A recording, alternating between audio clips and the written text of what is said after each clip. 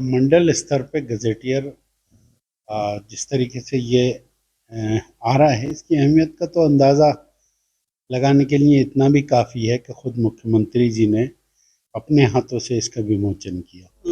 मुरादाबाद मंडल का गजेटियर भाग 2 है। ये यहाँ की संस्कृति, सभ्यता, विरासत, इस सबका समावेश है। मुख्यमंत्री आदित्यनाथ योगी के हाथों मुरादाबाद मंडल गजेटियर पार्ट 2 के विमोचन के बाद से चर्चा जोरों पर है कि आखिर गजेटियर में मुरादाबाद मंडल की औद्योगिक, सामाजिक, ऐतिहासिक तथा राजनीतिक हस्तियों का जिस विस्तार से वर्णन किया गया है, उसमें आजम खान को लेकर आखिर क्या लिखा गया है। चर्चा इसलिए है कि मुरादाबाद मंडल गजेटियर की रचना में मुख्य भूमिका आईएएस अधिकारी आंजनेय कुमार सिंह की है, जिनका आजम खान से 36 का आंकड़ा रहा है। कहा तो यहां तक जाता है कि आजम खान के राजनीतिक किले को ध्वस्त करने और परिवार सहित उन्हें जेल की सलाखों के पीछे पहुंचाने में आईएएस अधिकारी आंजनेय कुमार सिंह का बड़ा योगदान रहा है। रामपुर समाजवादी पार्टी के वरिष्ठ नेता मोहम्मद आजम खान का गृह जनपद है और आईएएस अधिकारी आंजनेय कुमार सिंह रामपुर के डीएम रहे हैं। आजम खान और आंजनेय कुमार सिंह के बीच रिश्तों में कड़वाहट उस समय उत्पन्न हुई जब 2019 के आम चुनाव में आजम खान सपा बसपा गठबंधन से रामपुर लोकसभा के प्रत्याशी थे और चुनावी भाषण देते हुए उन्होंने आंजनेय कुमार सिंह को लेकर जनसभाओं में बेहद तीखे बोल बोले थे। आजम खान की तीखे बोल की धार से आंजनेय कुमार सिंह के दिल पर बेहद गहरे घाव लगे और दोनों के बीच दुश्मनी जग जाहिर होते देर नहीं लगी। 2019 के बाद से ही आजम खान के लिए मुश्किलों का दौर शुरू हुआ। 100 से अधिक मुकदमे उनके ऊपर दर्ज हुए। आजम खान, उनकी पत्नी और बेटे जेल की सलाखों के पीछे पहुंच गए। जमानत मिली, बाहर आए और फिर दोबारा जेल भेज दिए गए। अभी भी वह सीतापुर जेल में है और उनके बेटे अब्दुल्ला आजम खान हरदोई जेल में है। इस बीच लिखी गई मुरादाबाद मंडल की गजेटियर में आजम खान को लेकर आईएएस अधिकारी आंजनेय कुमार सिंह ने क्या लिखा है, इस पर रामपुर के वरिष्ठ पत्रकार क्या कहते हैं। हिंदुस्तान अखबार के ब्यूरो चीफ विपिन कुमार शर्मा ने क्या बताया, सुनिए। देखिए, 14 तारीख को तो जनता के सामने आएगा। हालांकि लोकार्पण उसका हो चुका है, माननीय मुख्यमंत्री जी लोकार्पण कर चुके हैं। 2 दिन पहले ही जब मुरादाबाद में उनका दौरा हुआ था, उसका लोकार्पण हो चुका है। और ये जो मुरादाबाद मंडल का गजेटियर भाग 2 है, ये यहाँ की संस्कृति, सभ्यता, विरासत, इस सबका समावेश है। जितना मैं इसको पढ़ पाया हूँ या जितनी इस पर मेरी चर्चा हुई है, जो कि इसके प्रधान संपादक हमारे जो कमिश्नर साहब हैं, वो इसके प्रधान संपादक हैं, उन्हीं के प्रधान संपादन में ये तैयार हुआ है। और उन्होंने इस पर इस मंडल के सभी जनपदों की सांस्कृतिक विरासत क्या है, की सभ्यता क्या है, वो सारी चीजों का समावेश किया है। और रामपुर के बारे में क्या क्या? अगर जैसे रामपुर की हम बात करें तो अभी तक जो हमने सुना था, आपने सुना था कि यहाँ का प्राचीन जो भंगरोवा से मंदिर है, तो उसके लिए नवाब साहब ने जगह उपलब्ध कराई थी। जबकि इस गजेटियर को पढ़ के आपको पता चलेगा कि वो प्राचीन काल का मंदिर है। उसका जो इतिहास जो खंगाला गया है, जो इनकी कमिश्नर साहब की जो टीम रही इस गजेटियर को तैयार करने के लिए, जिसने रिसर्च की, उसमें ये पाया गया कि ये मंदिर जो है वो नवाब के कार्यकाल से बहुत पहले महाभारत कालीन मंदिर है। तो ये एक नई चीज जनता के सामने आएगी। जैसे यहाँ तूती वाला मकबरा जो है, जिसके बारे में तूती बेगम को रक्कासा कहा गया, जो अमूमन यहाँ की जब तकरीरें होती थी, सियासी तकरीरों में इस चीज को समझाया गया, लोगों को बताया गया है। क्या जब बार बार एक ही चीज कही जाती है तो लोग वही मान जाते हैं। जबकि इस गजेटियर में आपको पता चलेगा कि हाँ, वह रक्कासा नहीं थी। बेगम तूती जो थी वो रक्कासा नहीं थी, वो नवाब की पत्नी थी। बाकायदा उनका निकाह हुआ था, जिसके दस्तावेजी साक्ष्य इसमें दिए गए हैं गजेटियर में। इसमें यह भी दिया गया है गजेटियर में कि वह संगीत की बहुत बड़ी मर्मज्ञ थी और तानसेन घराने को आगे बढ़ाने में उनका भी बहुत योगदान रहा है। वो इस गजेटियर से पता चलेगा। नहीं, इस गजेटियर में, क्योंकि ये गजेटियर सियासी गजेटियर नहीं है ना, ये ऐतिहासिक चीजें जो हमारी रही हैं, इस गजेटियर में आपको यहाँ अली बिरादरान मिल जाएंगे पढ़ने के लिए, जो जौहर शौकत जिनको आजम खान ने एक मिशन के तौर पर लेके चले। मौलाना मोहम्मद अली जौहर के नाम पर आजम खान ने जौहर मार्ग बनवाया, और उनकी माँ बी अम्मा के नाम पर यहाँ पर आजम खान ने पार्क बनवाया, और शौकत अली के नाम पर, उनके भाई के नाम पर शौकत अली रोड का नाम दिया गया। और यहाँ पर सबसे बड़े जो आजम खान का ड्रीम प्रोजेक्ट था, मौलाना मोहम्मद अली जौहर यूनिवर्सिटी, इनके मौलाना जौहर के नाम पर उन्होंने नाम रखा। ये सारी चीज़ें उन्होंने दी। जबकि इस गजेटियर में आपको पढ़ने को मिलेगा कि यहाँ खिलाफत तहरीक जब उन्होंने चलाई थी तो उनके विचारों से जिन्ना इतने प्रभावित हुए, और बाद में जैसे इनको स्वतंत्रता संग्राम का सेनानी, बहुत बड़ा सेनानी माना जाता है, और हम लोगों ने भी पढ़ा है, हालांकि इनका किंतु परंतु आशंकाओं से पूरा घिरा हुआ है इनका जो किरदार है मौलाना जौहर का। क्योंकि जब पाकिस्तान का जब प्रस्ताव लाया गया था तो उसकी जो वर्किंग कमेटी थी मुस्लिम लीग की, उसमें मौलाना मोहम्मद अली जौहर की पत्नी अमजदी बेगम जो थी वो उस वर्किंग कमेटी की सदस्य थी। तो ये भी इस गजेटियर में आपको पढ़ने को मिलेगा। तो गजेटियर में बहुत कुछ पढ़ने को मिलेगा आपको। इस गजेटियर में आपको ना सिर्फ रामपुर बिजनौर में सुल्ताना डाकू, जिसको कुछ लोग डाकू, कुछ लोग, क्योंकि जनजाति की अगर हम बात करें तो जनजाति सिर्फ बिजनौर में ही वहीं पाई जाती है वर्तमान में। तो जो ब्रिटिश हुकूमत का जनजाति के प्रति रवैया रहा, उत्पीड़नात्मक रवैया रहा, तो वो विद्रोह के रूप में भी पढ़ने को मिलेगा। और एक जो रॉबिन हुड, जिम कॉर्बेट के उससे अगर देखें तो रॉबिन हुड के रूप में उनको देखा गया, तो वो तमाम चीज़ें इसमें पढ़ने को मिलेंगी। इसमें यहाँ की संस्कृति देखने को मिलेगी, यहाँ के वास्तुकला देखने को मिलेगी, चाहे वो रामपुर के चाकू वायलिन को तो रामपुर में सभी जानते हैं, लेकिन जो यहाँ भूमिगत हो गए, जो अस्तित्व विहीन हो गए, जैसे खेस आज की जनरेशन नहीं जानती कि रामपुर में खेस क्या होती थी, ऊद क्या चीज थी। तो वो सारी चीजें आपको इस गजेटियर में पढ़ने को मिलेंगी। दैनिक जागरण के ब्यूरो चीफ मुस्लिमीन बताते हैं कि मुरादाबाद गजेटियर में आजम खान को लेकर आंजनेय कुमार सिंह ने क्या लिखा होगा। इस गजेटियर की सबसे बड़ी खूबी यह बताई जा रही है कि हिंदी में प्रकाशित हुआ है, और देश भर में किसी मंडल का पहला गजेटियर है।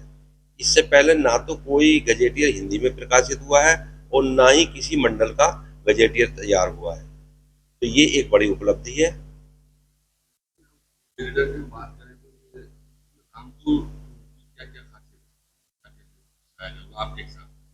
देखिए, रामपुर नवाबी दौर से ही एक चर्चित और नामचीन जिला रहा है। यहाँ बड़ी बड़ी सियासी हस्तियां रहीं। आप आज़ादी के बाद का पहला चुनाव देखिए, मौलाना अबुल कलाम आज़ाद पहली बार यहाँ से लोकसभा सदस्य बने, देश के पहले शिक्षा मंत्री बने, और उसके बाद नवाब खानदान राजनीति में सक्रिय हुआ। नवाब खानदान के लोग एक दो बार नहीं बल्कि 9 बार सांसद बने, और फिर उनके मुकाबले सपा के नेता आजम खान आए, वो भी शहर से 10 बार एमएलए रहे, एमपी रहे, पत्नी भी उनकी राजनीति में रही, बेटा भी राजनीति में रहे, हालांकि आजकल वो जेल में है। तो आप खुद सोचिए, अगर कोई भी गजेटियर तैयार होता है मंडल का और उसमें रामपुर जिले की चर्चा होती है, तो इन लोगों की बगैर बात किए चर्चा अधूरी रहेगी। मौलाना मोहम्मद अली जौहर हैं, आजम खान ने उनके नाम पर जौहर यूनिवर्सिटी बनवाई है। मौलाना देश के महान क्रांतिकारी माने जाते हैं, उन्होंने कांग्रेस के राष्ट्रीय अध्यक्ष की भूमिका भी निभाई।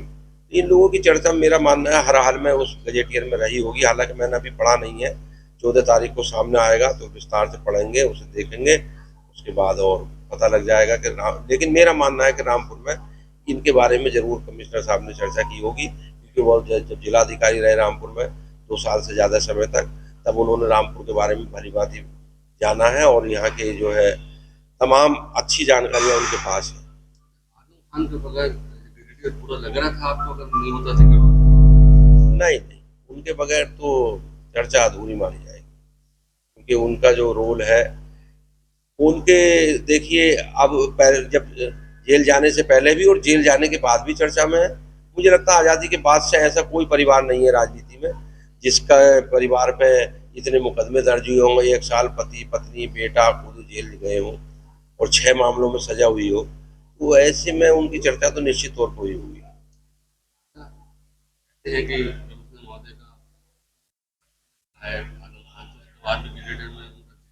उसको आप क्या मानते हैं? नहीं, देखिए 36 का आंकड़ा होना अलग है और मुकदमे हुए, हालांकि उनके खिलाफ पहले से भी मुकदमे दर्ज थे। जो छजलैट का मुकदमा है वो 12 साल पुराना, 13 साल पुराना मुकदमा था, जिसमें बाद में वो हाजिर हुए, तो उस मुकदमे में भी तो सजा हुई है, वो तो इन्होंने नहीं कराया था, इनके सामने और मुकदमे हुए हैं। तो ऐसा नहीं है 36 का आंकड़ा का, जब गजेटियर के किसी की भी अच्छाई बुराई, फिर गजेटियर क्या होगा? अगर मान लीजिए कि आप अपने लोगों की बात करेंगे, दूसरे की नहीं करेंगे, तो इसलिए मुझे लगता है उन्होंने हर हाल में ये आजम खान की चर्चा जरूर इसमें की। वरिष्ठ पत्रकार तमकीन फयाज ने आजम खान और अंजने कुमार सिंह के बीच रिश्तों पर रोशनी डालते हुए बताया कि आखिर दोनों के बीच दुश्मनी का क्या रिश्ता है। देखिए, मंडल स्तर पे गजेटियर जिस तरीके से ये आ रहा है, इसकी अहमियत का तो अंदाज़ा लगाने के लिए इतना भी काफ़ी है कि खुद मुख्यमंत्री जी ने अपने हाथों से इसका विमोचन किया। हालांकि जनता में ये 14 तारीख को आने वाला है और इसमें बहुत डिटेल के साथ में पूरे मंडल के जो ज़िले हैं उनमें एक एक ज़िले का इतिहास, भूगोल, वहाँ के जो उद्योग हैं, सामाजिक स्थितियाँ हैं, वहाँ की राजनीतिक चीज़ें हैं, जिस तरीके से पूरा एक शुरू से आखिर तक वर्णन किया गया है, तो वो अपने आप में एक कह सकते हैं कि मंडल का विकिपीडिया। इस गजेटियर में आने के बाद रामपुर के इसमें क्या क्या चीज खास है, क्या लगता है? देखिए, रामपुर की खासियत तो आप जब इस ये एक मंजर आम पे आएगा 14 तारीख के बाद तभी पता चलेगा। लेकिन रामपुर अपने आप में रज़ा लाइब्रेरी, इल्म का ख़जाना है यहाँ पर। यहाँ इतिहास का, तारीख़ का ख़जाना है, नवाबी की तारीख़ है, यहाँ स्टेट था। और उसके बाद में अब जिस तरीके से आज़ादी के बाद से राजनीति चली है, वो भी बड़े बड़े नाम हैं। मौलाना अबुल कलाम आज़ाद, मौलाना मोहम्मद अली जौहर, और उसके अलावा आप अगर देखें तो भारतीय जनता पार्टी में मुख्तार अब्बास नकवी, कांग्रेस में बेगम नूर बानो और नवाब जुल्फ़िकार अली खां, समाजवादी पार्टी में आज़म खान, फिल्म अभिनेत्री जयप्रदा भी यहाँ से जुड़ी रही। तो राजनीतिक तौर पर भी बहुत कह सकते हैं रिच ज़िला रहा है। तो इसका ज़िक्र तो होना, मैं समझता हूँ कि बहुत ज़रूरी है इसमें। तो लग रहा है कि गजेटियर के अंदर आजम खान का जिक्र होगा या नहीं होगा, क्या हो सकता है जिक्र? देखिए, ज़िक्र अब आज़म खान साहब को आप क्या समझ रहे हैं? आज़म खान साहब रामपुर से राजनीति की अगर आप बात करेंगे तो 10 बार के विधायक, राज्यसभा से भी वो एमपी रहे, लोकसभा से 2019 में चुने गए। और इतना ही नहीं बल्कि उनके अपने बेटे 2 बार यहाँ की स्वार विधान सभा से एमएलए रहे हैं। उनकी वाइफ यहाँ से एमएलए रहीं, राज्यसभा की सांसद रहीं। तो ये एक ऐसा पॉलिटिकल परिवार है, उनका अपना कद इतना बड़ा है कि अगर राजनीति की बात करेंगे तो रामपुर की सियासत जो है मुकम्मल नहीं होगी जब तक कि आज़म खान का नाम। जिस तरीके से तैयार किया गया है, कमिश्नर महोदय ने किया है इसको, उनका तो आंकड़ा 36 का रहा आजम खान से, तो उसके बाद वो की जा सकती है कि आजम खान का जिक्र होगा। देखिए, इस गजेटियर के जो कह सकते हैं मुख्य रचयिता, बल्कि कह सकते हैं ड्राइविंग फोर्स जो रहे हैं, जो इसके पीछे की सोच है, जो गजेटियर को एक तरीके से पूरा बनाने में और पेश करने में अगर कोई सोच रही है तो वो आईएएस अधिकारी श्री आंजनेय कुमार सिंह जी, जो मुरादाबाद कमिश्नर हैं, उनकी रही है।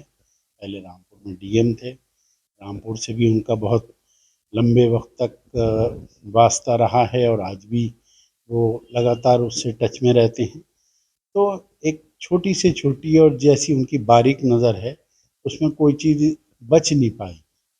तो आज़म खां का ज़िक्र ना हो ये तो मुमकिन नहीं है। अब क्या होगा ये एक सस्पेंस है। लेकिन जो आप 36 के आंकड़े की बात कर रहे हैं या नाराज़गियों की बात कर रहे हैं, तो उसको लेकर जो आम एक चर्चाएं हैं, बल्कि कई लोग तो ऐसी भी बात कहते हैं कि इनकी दोनों की कहानी पर तो एक फिल्म भी बनाई जा सकती है। बॉलीवुड में कई लोग जो हैं इसमें दिलचस्पी दिखा सकते हैं अगर कोई कहानी लिखी जाए। ऐसी दोनों के बीच में वार पलटवार और चीज़ें रही हैं। लेकिन दुश्मनी अलग है, नाराज़गियाँ अलग हैं, एक दूसरे के ऊपर आरोप प्रत्यारोप रहे। आज़म खान साहब ने भी अपने जो राजनीतिक उनके भाषण होते हैं, जो उनकी तकरीरें होती हैं, काफ़ी शोला बयानी होती है, उसमें बहुत कुछ कहा। उन्होंने यहाँ तक कहा कि मायावती जी के जूते साफ करा देंगे जीतने के बाद। तो ऐसी कई बातें रहीं, तो जवाब उधर से भी आया। उन्होंने भी जो कुछ किया वो भी सब आवाम के सामने है। लेकिन कुल मिला के इस गजेटियर का इन बातों से ताल्लुक़ नहीं है। इसमें ज़िक्र होगा और ज़ाहिर है कि जो राजनीतिक हस्ती हैं उतना ज़िक्र होगा, लेकिन कहा ये जा सकता है कि अजब तरह का वो दुश्मन था, याद आता है, शिकस्त मुझको हुई और मलाल उसने।